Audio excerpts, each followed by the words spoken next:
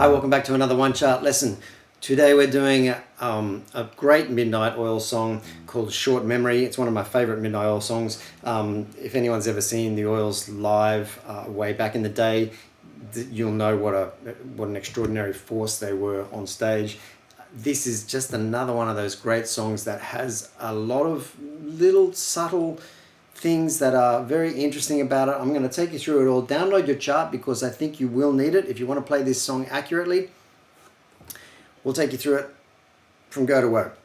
We use two different time signatures in this piece. One is 4/4 and the other is 6/8, which just basically means you've got counts of 3 in some bars and counts of 4 in the other bar. This guitar should be tuned to E flat. We're doing this in standard tuning, but if you listen to the original recording, it's in E flat. So I've noted that on your chart. Tuning is in E flat.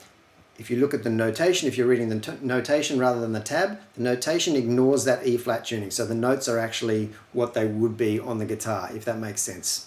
They're not the key of this song is actually E flat minor.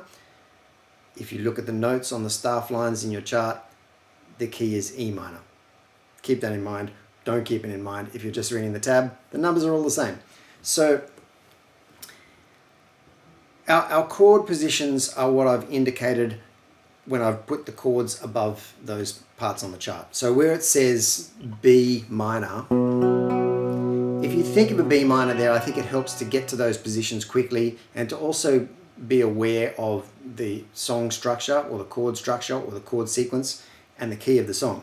So if we're in the key of E minor, having detuned ourselves or not, but in the key of E minor, B minor is our first chord position. Then we move to what I've labeled as a G, just those 3 notes. And then we go to a D. It starts off as a D major 7, then adds the octave, the D there, which turns it from a D major 7 into a D, but don't get hung up on the chord names too much. Think of it as a D that you do a little fast trill here. Now what you do is you start with the open D string, that hammering on and off from the 2nd fret to the 3rd fret and back to the 2nd on the B string happens very quickly. It's like a 30-second note. And then you come back to the G string 2nd fret. So it sounds like this. Take a while. Whether you're doing a pick, what'll help is if you just try and, just make that as smooth as possible. Start slow, get it clean, then you can speed it up. It's much easier to speed it up if you get it clean first. The second time round, it's one of those little subtle changes. Instead of going back to the B minor again, we're going to an E major, but we're missing the bottom string. We're missing the root note, the E string, and we're playing the next 3 notes in the E major chord. So those 3, back to the G, back to the D, then back to the B minor. And I keep saying B minor even though we're not using that minor 3rd note. We're just using a B, an F sharp and a B, which kind of makes it a B5 if you like, or a B power chord. Again, don't get hung up on the chord names.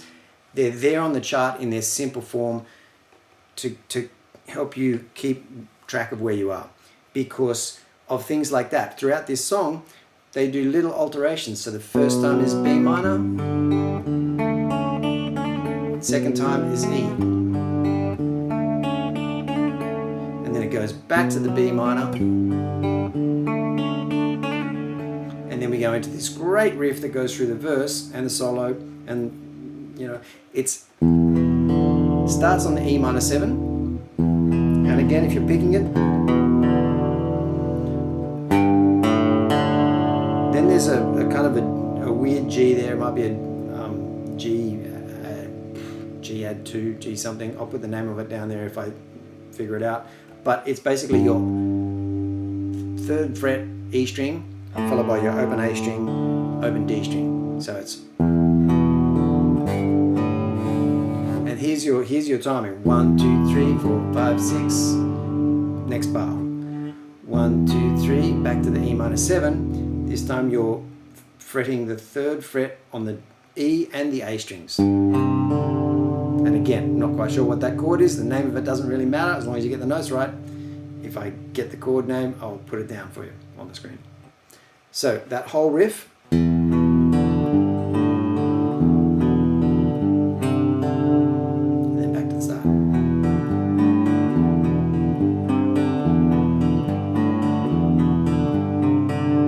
Now on your chart, that little riff, it goes through, once they start the verse, that little riff, the 2-bar riff goes through 11 times. When to change in this song, if you're not good at counting like 11 times through, take your cue from the vocals, and that's the best way to know when to change, because at the end of that verse, it goes straight into the chorus, to the B minor. Short memory must have a short memory.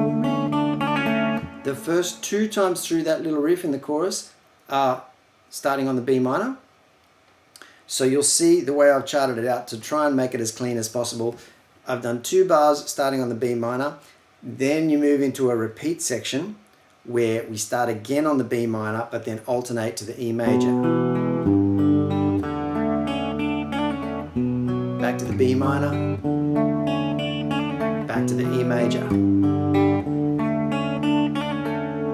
And if you follow those closely, that's another reason why I've put those chord names above the riffs where you're playing them, so you can see exactly whether you're starting on a B minor or an E. Hopefully that'll help you.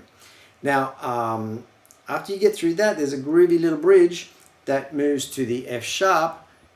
It's actually an F sharp minor, but it moves to this F sharp and goes.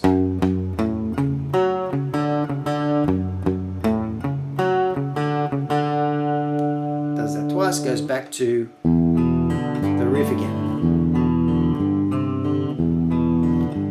Now follow that through, because that goes again through that verse a number of times. It's I think 11 times again. Then we move into page 2 of your chart where you're into another chorus. Same thing happens. We start off with one riff starting on the B minor, then you move into your repeat section that goes 1 riff on the B minor, 1 riff on the E, 1 riff on the B minor, 1 riff on the E. Runs through that 6 times, moves into the bridge again, does that. And I'll play that just slowly so you... I think it's best and easiest to get this smooth if you're playing those 4th fret notes with your 3rd finger on the A string and your pinky on the D string. Like that. You could play the D up there, but I think it's easy to use that open D string. Figure out what's best for you, whatever works, as long as you can play it smoothly, that's what matters. And then after the bridge comes the solo. Now this is a really interesting, crazy solo, which I have not tried to tab out to teach you, because have a listen to it, enjoy it. I'm not going to go there. Great solo. As you come out of that again, it's the chorus.